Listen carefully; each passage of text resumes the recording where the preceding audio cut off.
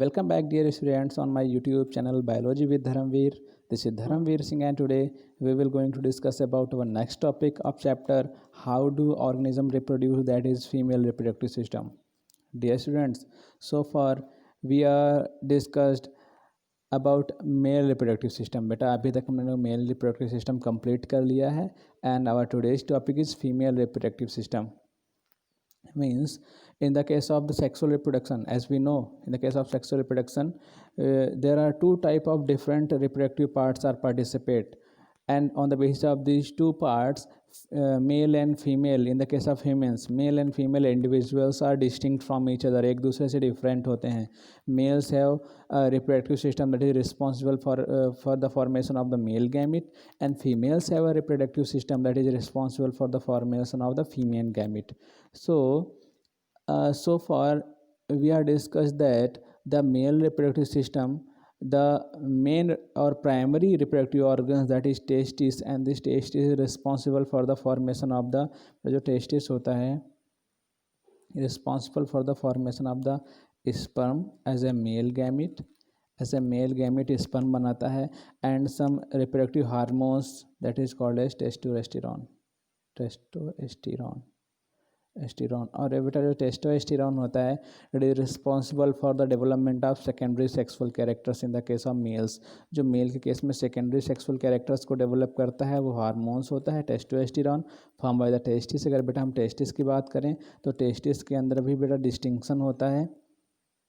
देखते हैं तो उसके अंदर अबाउट 200 लोब्यूल्स 200 लोब होते हैं and in each lobe a very highly coiled tube is present that is called as seminiferous tubules. और इस seminiferous tube से बेटा क्या होता है स्पर्म बनते हैं. और जो इनके बीच का सेल्स होती हैं जो बीच में बचा हुआ स्पेस है from this space we can say that in this space leading cells are filled and these leading cells are formed testosterone. And some of the cells are also present here that are called as Sertoli cells. उनको बेटा हम क्या नाम देते थे Sertoli cells. And these Sertoli cells are responsible for the nutrition for this sperm. Sertoli cells बेटा क्या करती थी न्यूट्रिशन करती थी. Sertoli cells न्यूट्रिशन करती थी sperm का. So this is the basic part of the or summary of the human reproductive system that is responsible for the formation of the male gamete. जो मेल गैमीट के formation के लिए responsible होते हैं. Now we will going to discuss about the female reproductive system and what are the primary reproductive organs and what are the gametes that is of female gamete. Okay, so here the reproductive system of the human female includes the following organs. बेटा उसके अंदर different organs होते हैं. क्या होते हैं? The primary reproductive organs. Either male or female both have the primary reproductive organs. In the case of the females, the primary reproductive organs are a pair of ovary. As we know that बेटा जैसे हम देखते हैं uterine wall से जुड़ी हुई 2 ovaries होती हैं फीमेल के केस में.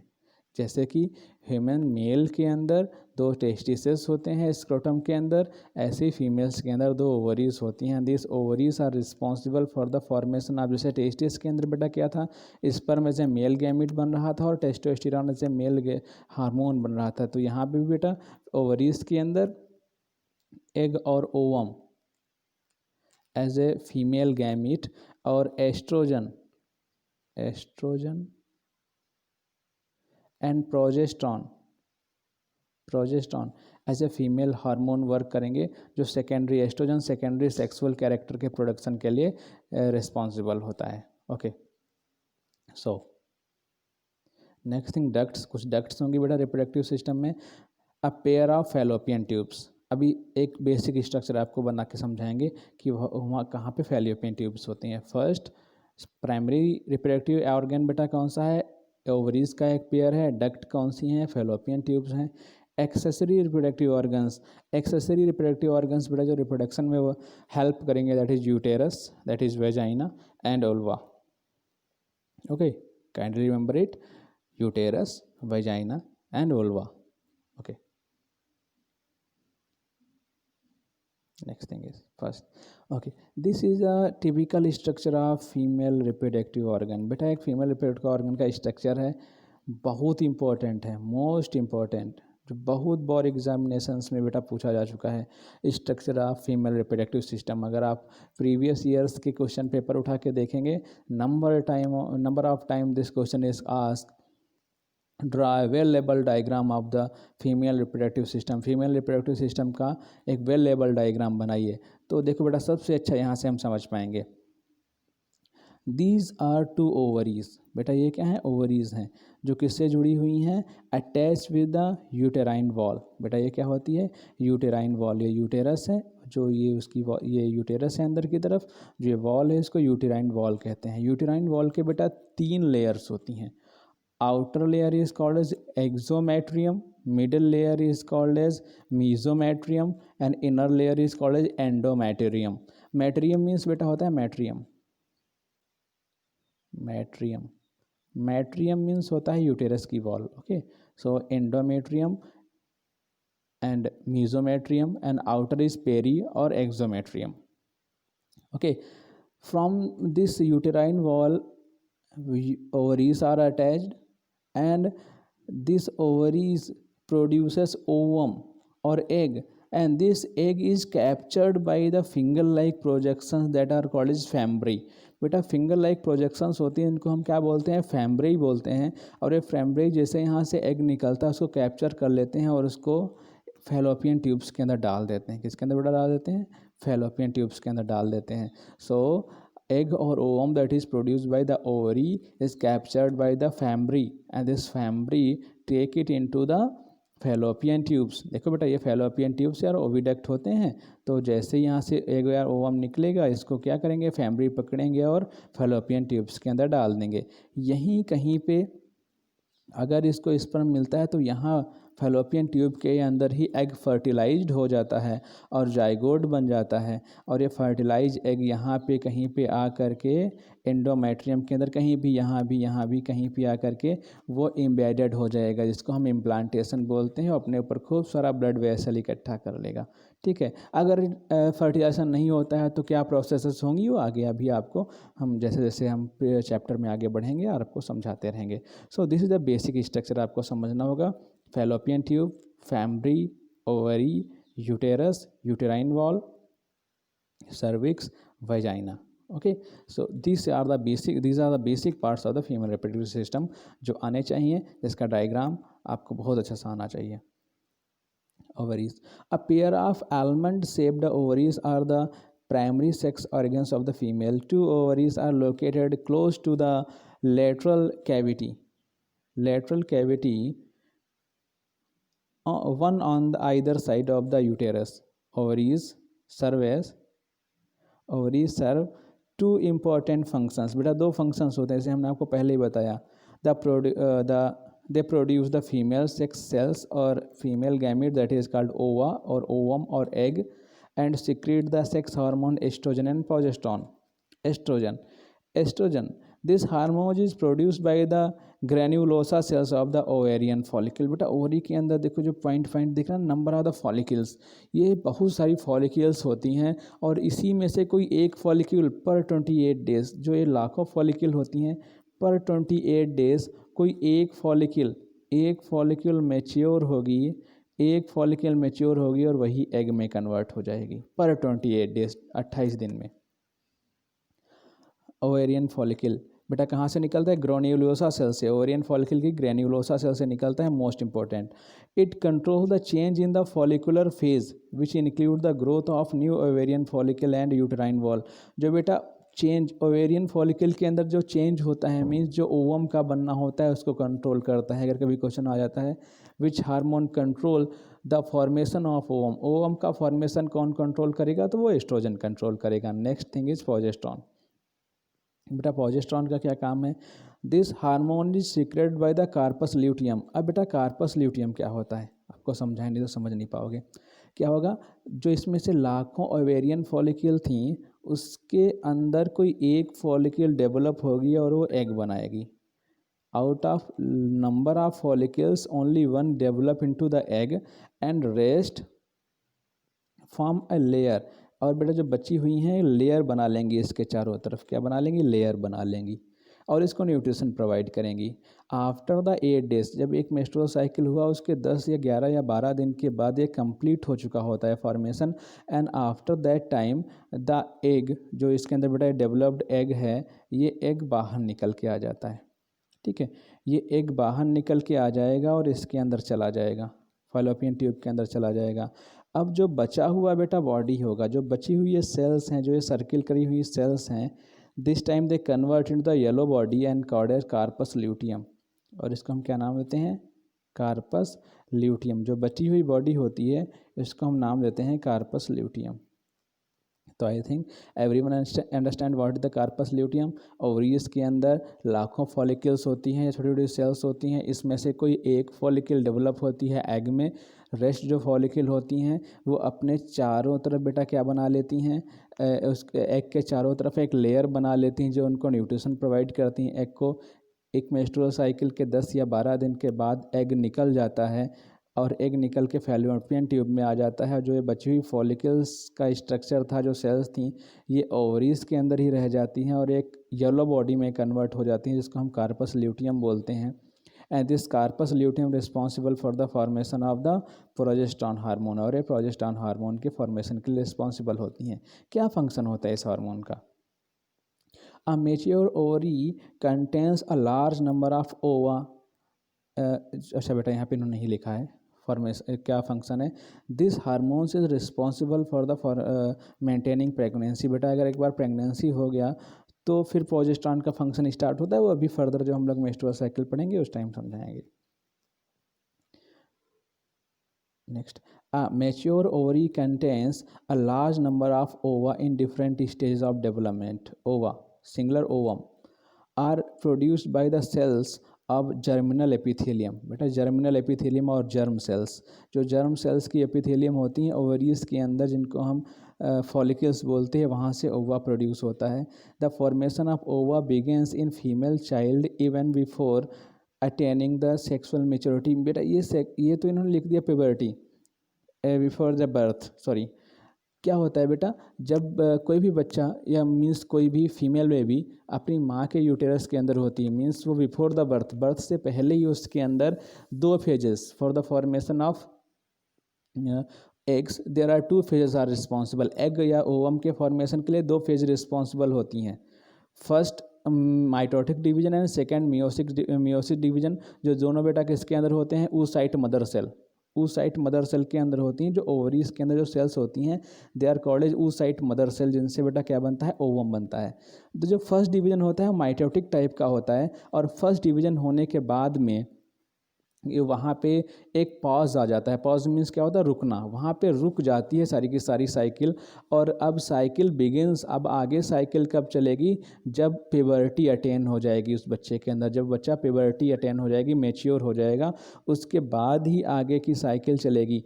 और क्या होता है, जो टोटल ओवम बनने होते हैं कि एक लाइफ में, एक फीमेल की लाइफ में कितने टोटल ओवम या एग बनेंगे, वो बिफोर द बर्थ ही डिटरमाइन हो जाता है कि this particular baby able to produce this amount of the ovum. ये बेटा अमाउंट 60 से लेकर के 80,000 तक होते हैं। ठीक है, ये बेबी सिर्फ इतना ही ओवम अपनी लाइफ में बना सकता है।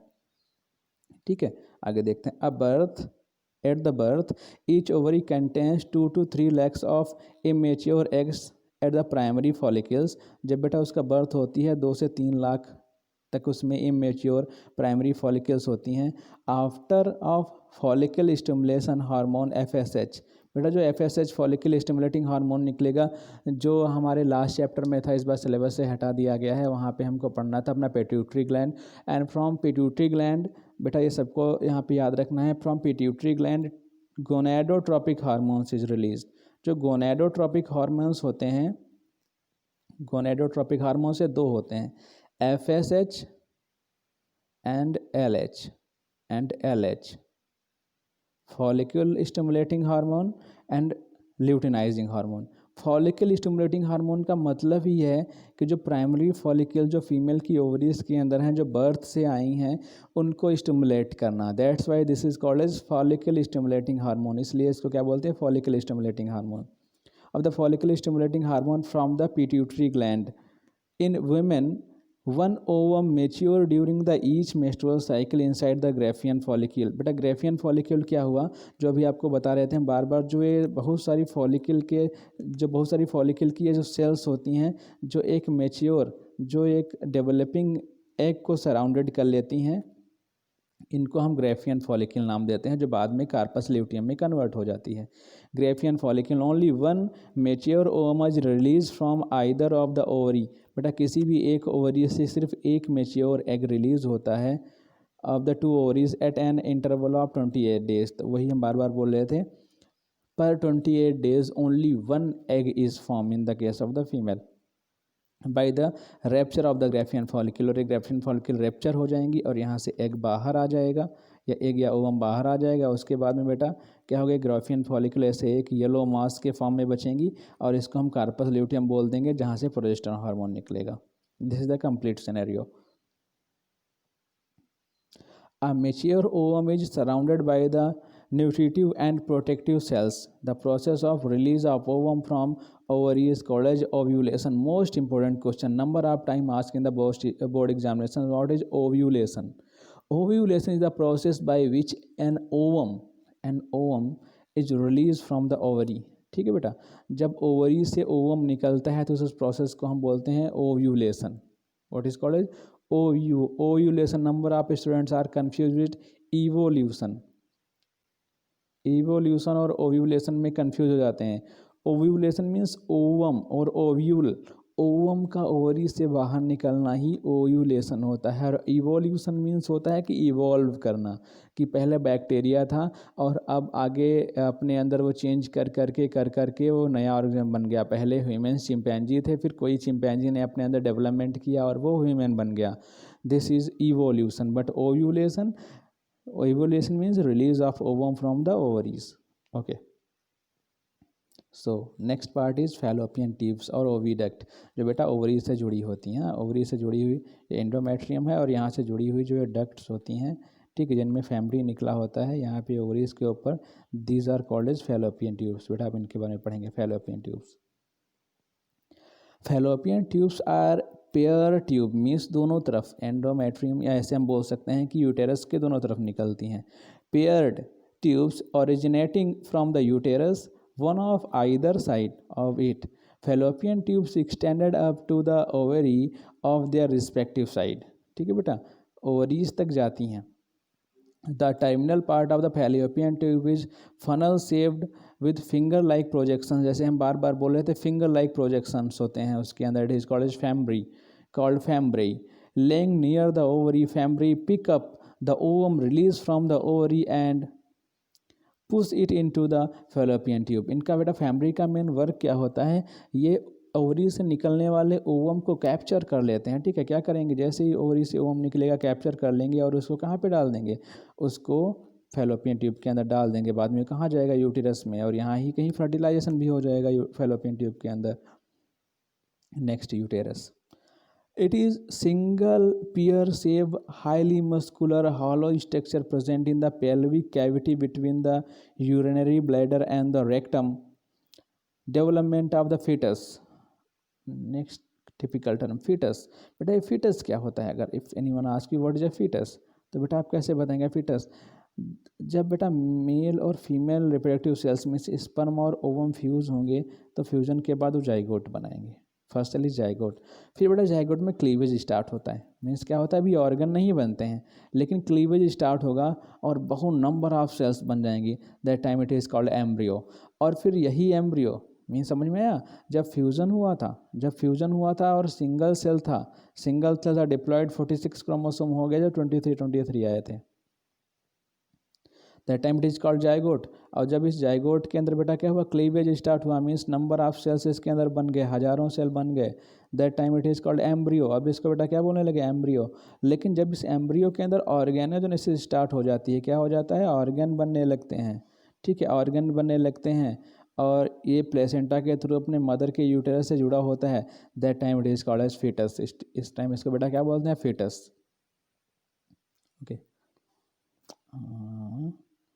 Yes, fetus occur inside the uterus, hence it is called the womb. इसलिए उसको बेटा फीटस को ही हम क्या नाम देते हैं, वुम। द फीटस और जो यूटेरस का पूरा स्ट्रक्चर होता है इसको हम वुम बोलते हैं। The narrow lower part of the uterus is called cervix. जो बेटा सबसे नीचे का जो पार्ट होता है, नीचे से थोड़ा जो ऊपर पार्ट होता है, इट इज कॉल्ड सर्विक्स। जैसे कि हम लोगों ने यहाँ पे देखा था, this is the part of cervix. जो नैरो पार्ट होता है सर्विक्स होता है, और जो ओपन पार्ट होता है थोड़ा सा जैसे फ्लस्क से पार्ट होता है, it is called as vagina, which leads into the vagina, जो वेजाइना के अंदर खुलता है, vagina. Vagina is a short and wide muscular tube. It is lined with the mucous membrane and lies between the urethra and the rectum. It measures about 10 centimeter in length. Its wall is highly muscular. बेटा इसका 10 centimetre length, it is variable हो सकता है, 15 भी हो सकता है, 7 भी हो सकता है। Its wall is highly muscular and the smooth muscles with vaginal opening during the childbirth. Means it is made up of smooth muscles. Smooth muscles की बनी हुई है, are directly control with our brain, जो हमारे brain से control होती हैं। They are not control by our will, means they are involuntary in function. ये फंक्शन में बेटा कैसी होती हैं, इनवॉलेंट्री होती हैं। Vagina receive sperm during the intercourse. बेटा इंटरकोर्स के टाइम वेजाइना के अंदर स्पर्म रिलीज किया जाता है with the help of the male accessory reproductive organ और mating and act as the birth canal. और बेटा यही जो वेजाइना होती है as a birth canal act करती है during child birth. It also act as the passage for the menstrual flow. और बेटा यहीं से जो मेस्ट्रुअल फ्लो होता है, if there is no fertilization of male and female gametes takes place, then what happens, all of these surrounded cells or blood vessels that are formed in 28 days inside on the endometrium. जो है endometrium के ऊपर 28 दिन में जो blood vessels इकट्ठा होती हैं, जो इनको पता होता है कि 28 दिन में if there will be a fertilization, अगर फर्टिलाइजेशन हो गया और जाइगोट बन गया तो जाइगोट एंडोमेट्रियम में एम्बेडेड होगा और उसको सडनली बिल्कुल तुरंत ही उसको न्यूट्रिशन प्रोवाइड करना पड़ेगा। इसलिए क्या करता है, जो हमारा एंडोमेट्रियम होता है, यूटरस का इनर वॉल होता है, वो अपने अंदर खूब सारी ब्लड वेसल्स को इकट्ठा कर लेता है। लेकिन अगर वहाँ पे बेटा क्या नहीं होता है, अगर वहाँ पे फर्टिलाइजेशन नहीं हुआ और जाइगोट नहीं बना तो ओवम तो ओवरी से बाहर निकल गया, और 28 डेज के बाद में जो हुई इकट्ठा हुई ब्लड वेसल्स होती हैं ब्लड के फॉर्म में निकलती हैं। That is called bleeding phase of the menstrual cycle, जो 3 से 5 दिन का होता है। Next, the opening of vagina in young girls is partially close by a thin membrane, that is called as hymen. ठीक है, यंग गर्ल्स के अंदर बेटा क्या होता है, thin, sometime it is very thick, कभी कभी तो थिन होती है लेकिन कुछ में बहुत थिक होती है। थिक मेम्ब्रेन प्रेजेंट होती है, it is completely close the vagina only from it some type of blood vessels and urine is passed, that is called as hymen. क्या बोलते हैं इसका बेटा, hymen. It is ruptured at the time of the first intercourse, या तो first intercourse के time पे rupture होती है, और due to strenuous physical exercise, या तो बहुत वेगरस फिजिकल एक्सरसाइज करेंगे, या तो कोई खेल, या तो कहीं से कोई गिर जाता है eight the time of the cycling, उस टाइम पे भी ये रैप्चर हो सकती है। And last one is vulva. What is vulva? Vulva is the external genitalia of the human female. It consists of labia majora and labia minora and clitoris.